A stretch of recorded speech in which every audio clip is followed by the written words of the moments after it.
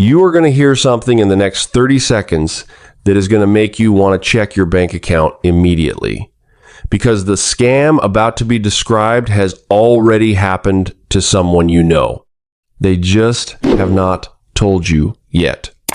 And here is what is really going to get under your skin. Most people watching this video right now have already been targeted by at least one of the scams covered today. Some have already been victims and do not know it yet. Because that is the thing about identity theft that nobody tells you. You do not find out when it happens. You find out months later when you apply for something, check something, or receive a letter that makes no sense. And by the time you find out, the damage has already been building for a long time. Think about the last time you got an email saying your password had been changed and you did not change it. Did you ignore it? Tell yourself it was probably a glitch? Think about the last time you checked your bank statement and saw a charge you did not immediately recognize and told yourself you would look into it later. Did you ever actually follow up? Think about the last time you received a call from what appeared to be your bank telling you there was suspicious activity on your account. Did your heart rate go up? Did you answer their questions because everything they said felt completely legitimate? If any of those things sound familiar, keep watching, because what comes next is going to explain exactly what was happening in each of those moments. And some of it is going to make your stomach drop. The Federal Trade Commission reported that Americans lost over $10 billion to fraud in 2023, the highest number ever recorded. And that is only what got reported. The FBI estimates that for every fraud case that reaches the authorities, between 4 and 5 never do, because victims are embarrassed, because they blame themselves, because they feel like they should have spotted it and cannot bring themselves to say out loud that they did not. The real number, what is actually being taken from ordinary people every single year, is almost certainly closer to $50 billion. Quietly, invisibly, one ordinary, unsuspecting person at a time. Drop in the comments right now, have you or anyone you know ever been the victim of a scam or identity theft? Tell me what happened. Because the more openly people talk about this, the harder it becomes for the people running these operations. Let us start with the one that has already caught more people than any other. The phone call. Your phone rings. The number on the screen is your bank. Not a number that looks like your bank's actual number. The one on the back of your card. The one you have called before. You answer. The person on the other end is professional, calm, and immediately focused on helping you. They introduce themselves as a fraud analyst from your bank's security department. They tell you the system has flagged suspicious activity on your account, 2 transactions you did not make. They need to verify your identity before they can place a security hold and stop any further damage. They already know your name. They already know your account number. They already know your registered branch and the approximate date you opened your account. They ask you to confirm your date of birth, your postcode, the last 4 digits of your social security number, just to complete the verification, because there are 2 numbers showing on the system and they need to confirm which one is correct. You give it to them. Of course you do. Everything about that call felt exactly like what you would want your bank to do if someone was genuinely trying to steal from you.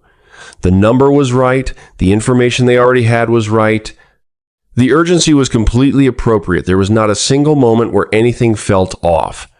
That phone call was not from your bank. The number was fake. Scammers use technology called caller ID spoofing that allows them to display any number they choose on your screen regardless of where they are actually calling from. Your bank's number, your local police station, the IRS, any number they want. The number you see on your screen means absolutely nothing. It is as easy to fake as typing a word into a search bar. The information they already had about you, your name, your account number, your branch details, came from a data breach. Somewhere in the last few years, a company you trusted with your information did not protect it adequately, and your details ended up on a criminal marketplace. Not your fault, not your decision, just the reality of what happens when hundreds of millions of people's personal information gets exposed in data breaches every single year. Now, here is the part that is going to make some people watching this genuinely uncomfortable. That call just described, have you received something like it before? Because millions of people have, and millions of people gave the information that was asked for because there was no logical reason not to. And some of those people are watching this right now wondering if they need to check their credit report after this. If that feeling just landed in your stomach, hold on to it, because that feeling is useful. And by the end of this video, you will know exactly what to do with it. Now let us talk about the email. Because if the phone call is the version that catches people who are trusting the email, is the version that catches people who consider themselves careful, you receive an email from your bank, or your insurance provider, or Amazon, or PayPal, or whatever platform you use most regularly and would feel most urgency about. The email tells you there has been a problem with your account, a suspicious login, a failed payment, a security update that requires you to verify your details to restore access. The email looks perfect, the logo is perfect, the formatting is identical to every legitimate email that company has ever sent you. The email address it came from looks right. The link inside it takes you to a website that looks exactly like the real login page. You log in, the page thanks you, and everything looks normal. You move on with your day. What just happened is that your username and password went directly to a criminal the moment you typed them. The website was a replica built specifically to capture your credentials. And within minutes of you entering that information, someone is using it to access your real account, change your contact details, and begin the process of locking you out of your own financial life. Here is the scenario that should make every single person watching this stop and think carefully. You receive an email from Amazon saying there was an unusual login attempt on your account and asking you to verify your details. You click the link, log in, and move on with your day. 2 weeks later, you notice a charge on your credit card for something you did not buy. You dispute it, get a refund, and think the situation is resolved. What you do not realize is that when you logged into that fake Amazon page, the person who built it used your email and password to test them against your bank, your PayPal, your email provider, and every other major platform. Because most people use the same password in multiple places. And if your Amazon password matched your email password, they now have access to everything that email account touches. Password resets, financial alerts, confirmation emails, everything. Does that scenario sound familiar? Think carefully, because the number of people who have clicked a link in an email that turned out to be a phishing attempt without ever realizing it is not a small number. It is enormous. And most of them never found out because the damage was either not immediately visible or they attributed it to something else entirely. Now let us talk about something that lives on every phone in your household right now. Social media. Because the scams running through Facebook, Instagram, and WhatsApp right now are targeting ordinary people with a precision and a scale that most people have absolutely no idea about. You are scrolling through Instagram and you see a post from someone you follow, a friend, a local business, a public figure you recognize. The post is promoting a giveaway, a cash prize, a free product, a limited time investment opportunity promising returns that sound almost too good to be true, but not quite too good to be true. Just believable enough. You click, you enter your details to participate. Maybe you send a small fee to cover processing or shipping. Maybe you just hand over your email and phone number. Maybe you click a link that asks you to log in with your Instagram account to verify your entry. The account you thought you were following was either hacked or cloned. A cloned account is an exact replica of a real person's profile. Same photos, same name, same bio, created specifically to impersonate them and exploit the trust their followers have in them. The giveaway does not exist. The small processing fee is gone. And the login you completed to verify your entry just handed your Instagram credentials to a criminal who will now use your account to run the exact same scam on everyone who follows you. The WhatsApp version of this is particularly personal and particularly cruel You receive a message from a number you do not recognize, but the message begins with "Hey Mom" or "Hey Dad," or uses your name and references something specific enough to feel real. The person claims to be a family member or close friend who has lost or broken their phone and is messaging from a new number. They are warm, familiar, and completely convincing. After a few messages, they mention they are in a difficult situation and need some money transferred urgently. They will pay it back as soon as they get their phone sorted. The amounts are small enough to feel like a reasonable favor. And because it sounds like someone you love, you send it without thinking twice. This is called the family impersonation scam, and it is running at enormous volume across WhatsApp right now. Most victims feel too foolish to report it. They move on, and the operation continues completely undisturbed. Now let us talk about gift cards, because this is the detail of modern scams that most people do not know about until it is too late. And once you hear it, you are going to start seeing it everywhere.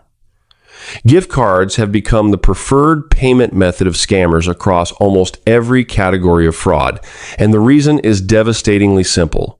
Gift cards are essentially untraceable cash. Once the code on the back of a gift card has been sent to someone, that money is gone. There is no reversal, no dispute process, no bank to call, nothing. The moment those numbers leave your phone, they are in the hands of someone who will use them within minutes and disappear completely. Here is how it works in practice. The IRS calls you, or appears to. They tell you that you owe back taxes and that there is a warrant out for your arrest. But there is a way to resolve it immediately and avoid being taken into custody. You need to go to your nearest Walmart, CVS, or Walgreens and purchase Google Play gift cards or iTunes gift cards for the amount owed. Then you need to call back and read the numbers on the back to complete the payment and have the warrant canceled. Read that back to yourself. The IRS collecting taxes through iTunes gift cards from Walmart. It sounds completely absurd when it is written out plainly, but here is what you need to understand. These calls do not come at a calm moment when you have time to think clearly. They come with urgency, with legal language, with threats of immediate arrest, and with a professional on the other end of the phone who has had this conversation thousands of times and knows exactly how to keep you moving through the process before your rational mind has a chance to catch up. People have driven to the store in a complete panic, purchased thousands of dollars worth of gift cards while crying in the car park and read the numbers out to a stranger on the phone, all before a single person around them had any idea what was happening. One woman spent $34,000 on gift cards across multiple stores over the course of a single afternoon because she was told her social security number had been used in a drug trafficking operation and that she would be arrested within hours if she did not cooperate. $34,000 gone, irreversible in a single afternoon. She was not naive. She was not elderly. She was a working professional in her 40s who simply encountered a script so well designed and a situation so genuinely terrifying that her ability to think clearly was completely overwhelmed by fear. And here is the thing that makes gift card scams particularly brutal. The scammers know that most stores have started training staff to watch for customers buying large amounts of gift cards in obvious distress. So they tell their victims in advance. The operator on the phone will say the transaction is confidential and that you must not tell the store employees why you are buying the cards or the process will be canceled and the warrant will be issued. They weaponize confidentiality to prevent the very people who might help from ever finding out what is happening. If you ever receive any communication from any government agency, any court, any utility company, or any organization of any kind that tells you to pay anything in gift cards, that is a scam. 100% of the time, no exceptions. No government agency on earth accepts gift cards as payment, ever. Now let us talk about romance scams, because this is the category that generates more money per victim than almost anything else on this list. And it is the one that people are least willing to talk about. Not because they are stupid, but because of how deeply personal the experience is and how completely it exploits the most human parts of who we are. Picture this. A woman in her early 50s recently divorced after a long marriage. She is not on a dating app. She is not looking for anyone. She receives a connection request on Facebook from a man who appears to be a civil engineer working on a project overseas. His profile looks real. His photos are of an attractive, well-presented man in his mid-50s. His message is thoughtful and respectful. He is not flirtatious. He is just friendly, genuine seeming. Interested in her life in a way that feels refreshing after years of a marriage that had stopped feeling that way. They message every day for weeks, then months. He remembers things she mentioned in passing. He asks about her children by name. He tells her about his life, his work, his late wife, his dreams for when the project is finished and he can come home. A real emotional connection develops. She starts looking forward to his messages. She starts caring about him. And then one day, something goes wrong. There is a problem on the project site. An accident. Legal complications. He needs money urgently and cannot access his own accounts because of the international situation. He hates asking. He is embarrassed. But she is the only person he trusts. He will pay her back the moment he returns.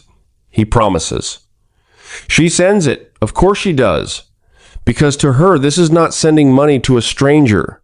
This is helping someone she has built a real relationship with over months. Someone she genuinely cares about. Someone she might even love. He pays her back quickly. The next time he needs money, he is even more apologetic. The amounts grow. He starts talking about investment opportunities that are generating extraordinary returns on the project. He shows her screenshots of his growing balance. He encourages her to invest alongside him. She transfers her savings, then her retirement fund, then takes out a personal loan because the returns look so real and so significant. The man does not exist. The photos were stolen from someone else's social media account. The investment platform was fake. The screenshots were fabricated.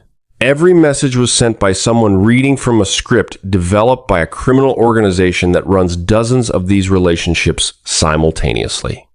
And by the time she realizes what has happened, she has lost over $90,000. Her savings, her retirement, her sense of security, and the relationship that she thought was real, the connection that felt like something genuinely good in a difficult chapter of her life that was the most painful loss of all. Because it was never there. The FBI reported that romance scams cost Americans $1.3 billion in a single year. The average loss per victim is over $10,000. Many people lose far more, and the vast majority never report it because admitting it happened means admitting that something that felt real was entirely manufactured.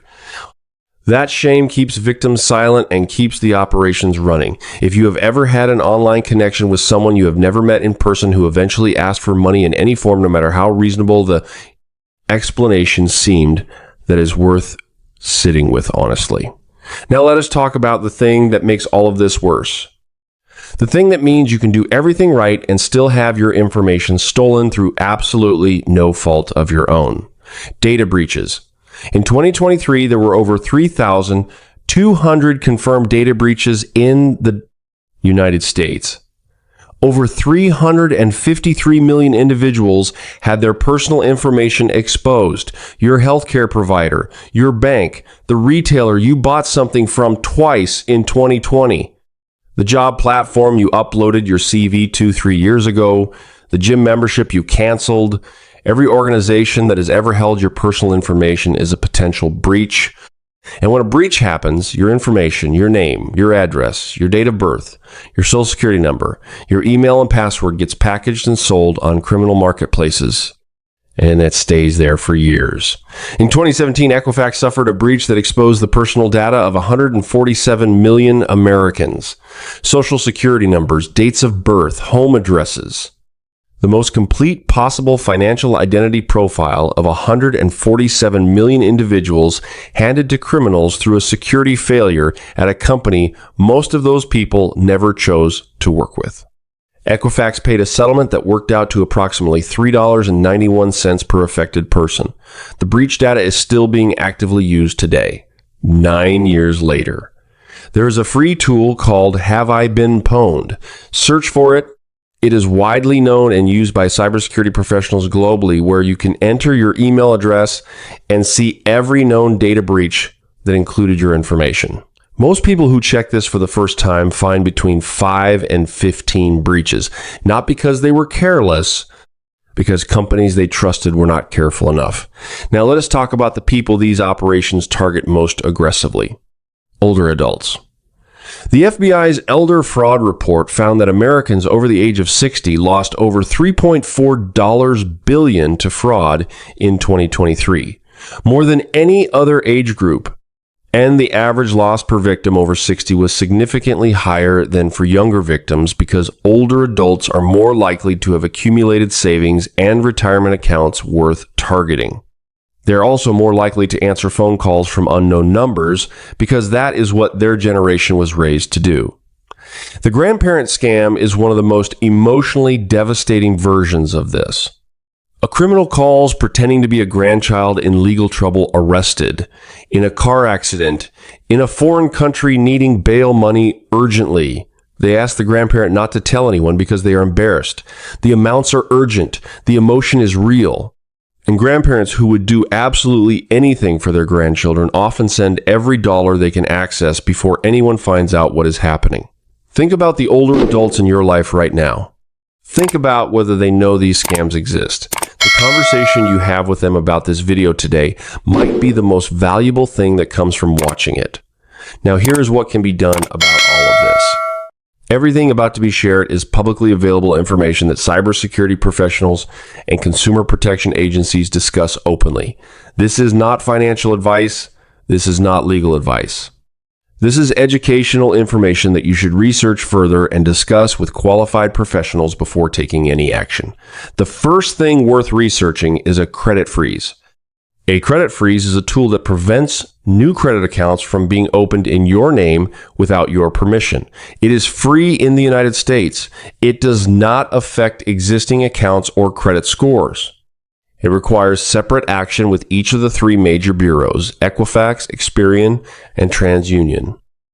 Cybersecurity professionals and consumer protection agencies consistently describe it as one of the most effective protections against new account fraud available to ordinary people.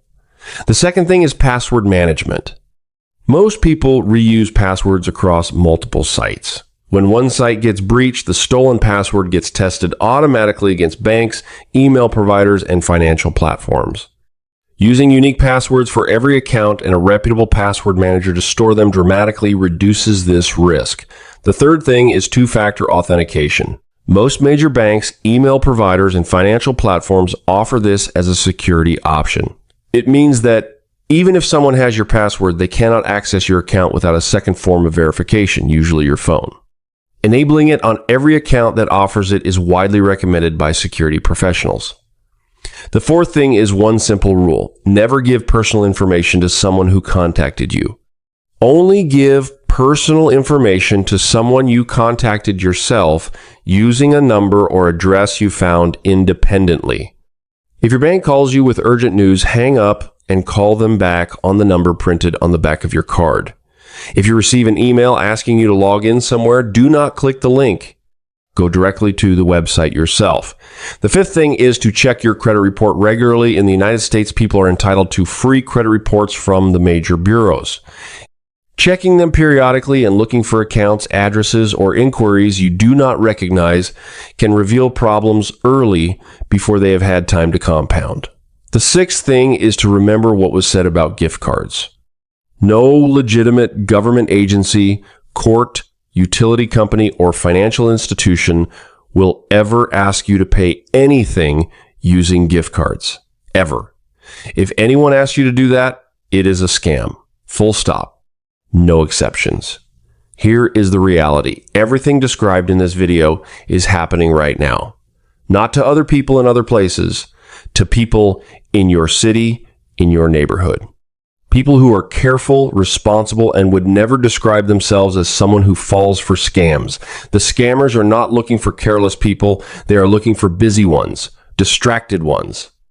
People who have one unguarded moment on an ordinary afternoon, that is all it takes. Do not give them that moment.